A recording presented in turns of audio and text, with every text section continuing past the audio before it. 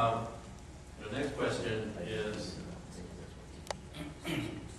if you were elected to be a supervisor, what would you what would you do to bring gangs under control?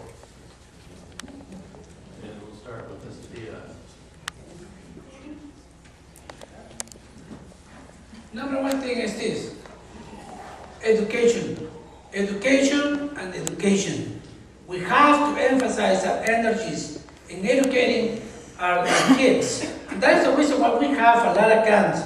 Now, I will also support the police and the sheriff department in this case, and to make sure that they have all the tools necessary to work together with the gangs, to try to find a way to communicate with them, not just look this as a negative elements of society. Maybe something, an issue in there that we have to find out and work together with them. But I don't think we should look at them just as in a negative way. The reason why they are gangs is because it's violence, and violence because they don't have the jobs or they don't have the education. So I think through education we should be able to help, to solve the situation in our district. Thank you.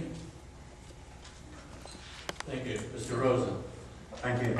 It's a good question. It's one that's, if there was an easy answer, we would have had it already. Our city, Garden Grove, has a gang task force as part of its police force.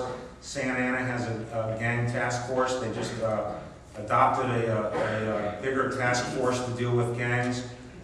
We need to approach it in two ways. Number one is law enforcement, to reinforce the gang task force that are already there, open up youth and family resource centers that are in the strategic plan for the county, and make that work. The second thing is is not really within the purview of the Board of Supervisors. We need jobs. We need good jobs for kids.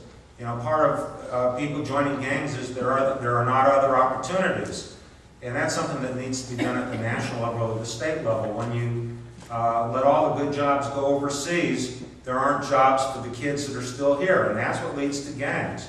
So we need to attack that at higher levels than we can at the Board of Supervisors, but we need to focus on law enforcement here. Thank you. Mr. Bustamante. As a former law enforcement officer, I put a lot of these knuckleheads in jail, and I talked to my fair share of them. Thank you. The mentality is just different than most of these folks and myself who grew up. I mean, I remember when I was a kid, when I was 14 years old, I wasn't allowed to be out at night. We have to realize it's a trilogy, though. It's the schools, it's the law enforcement, but it's also the parents. And we need to attack the gang problem in twofold: prevention and enforcement. Obviously, we need to reinforce the cops. I'm there. I carried a badge and a gun for a couple of years, and I put a lot of these guys in jail. But the prevention part, we need to start holding these parents accountable for doing what they do.